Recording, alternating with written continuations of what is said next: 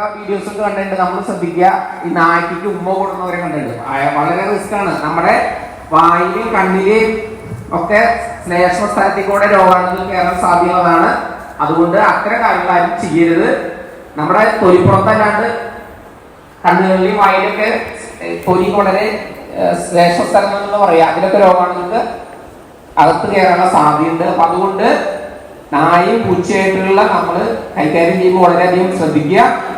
വീട്ടില് വളർത്തുന്ന നായയാണെങ്കിൽ അതിന് കൃത്യമായി എന്തെടുക്കുന്ന ഉറപ്പുവരുത്തണം, ഇഞ്ചക്ഷൻ എടുക്കുന്ന നമ്മൾ ഉറപ്പുവരുത്തണം. ഒരു കുട്ടി പോലും വിഷബാധ പോലും മരിക്കാൻ പാടില്ല. ഇത്രയും കാര്യങ്ങളാണ് എനിക്ക് അതുമായി ബന്ധപ്പെട്ട് നിങ്ങളോട് പറയാനുള്ളത്. പിന്നെ ഒരു കാര്യം പറയാനുള്ളത് വെച്ച് കഴിഞ്ഞാൽ, ഇവിടെ കുടിവെള്ളവുമായി ബന്ധപ്പെട്ടാണ്. നമുക്കറിയാം, പല സ്കൂളുകൾ തുറന്നിട്ട് പല സ്കൂളുകളിലും കുട്ടികൾക്ക് വയറിളക്ക രോഗങ്ങളൊക്കെ കണ്ടുവരുന്നുണ്ട്, മറ്റു ജലസംബന്ധമായ സ്കൂളുകൾ. അപ്പൊ അതുകൊണ്ട് നിങ്ങൾ എപ്പോഴും ശ്രദ്ധിക്കേണ്ട കാര്യം വെച്ച് കഴിഞ്ഞാൽ, സ്കൂളിലേക്ക് വരുന്നുണ്ടെങ്കിൽ എന്തുകൊണ്ടിരണം, തിളപ്പിച്ചാറിയ വെള്ളം നിർബന്ധമാണ്. തിളപ്പിച്ചാറിയ വെള്ളം എല്ലാവരും നിർബന്ധമായി കുപ്പിയിലാക്കി കൊണ്ടുവരണം. അത് നിർബന്ധമായി എല്ലാ കയ്യിലും ഉണ്ടാവണം. സ്കൂളിലെ ടാപ്പിലെ വെള്ളം കുടിക്കരുത്. കേട്ടില്ല നിങ്ങള്? സ്കൂളിലെ ടാപ്പിലെ വെള്ളം കുടിക്കേണ്ട കാര്യം, എല്ലാവരും സ്കൂളിൽ നിന്ന് വെള്ളം കുടിക്കണ്ട.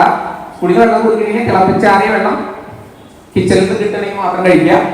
അല്ലെങ്കിൽ എല്ലാവരും നിർബന്ധമായിട്ടും കുപ്പിയിൽ വെള്ളം, തിളപ്പിച്ചാറിയ വെള്ളം കൊണ്ടുവരണം. അപ്പൊ ഇത് ഇത്രയും കാര്യങ്ങളാണ് ഇതുമായി ബന്ധപ്പെട്ട് പറയാനുള്ളത്. അപ്പൊ നമുക്ക് ഈ ഇതുമായി ബന്ധപ്പെട്ട് ഒരു പ്രതിജ്ഞ എടുക്കാൻ പറഞ്ഞിട്ടുണ്ട്. ഇപ്പൊ ഇന്ന് നേരത്തെ HM സൂചിപ്പിച്ചു, കേരളത്തിലെ എല്ലാ സ്കൂളുകളിലും ഇതിനുവേണ്ടി ഒരു സ്പെഷ്യൽ അസംബ്ലി നടത്തുകയാണ്. ഈ സ്പെഷ്യൽ അസംബ്ലി നടത്തുന്നതിന്റെ ഉദ്ദേശം തന്നെ എല്ലാവരിലേക്കും ഈ സന്ദേശം എത്താൻ വേണ്ടിയിട്ടാണ്. അപ്പൊ നിങ്ങൾക്ക് ഈ കിട്ടിയ സന്ദേശം നിങ്ങളുടെ വീടുകളിൽ എത്തിക്കുക. വീട്ടുകാരും ശ്രദ്ധിക്കണം.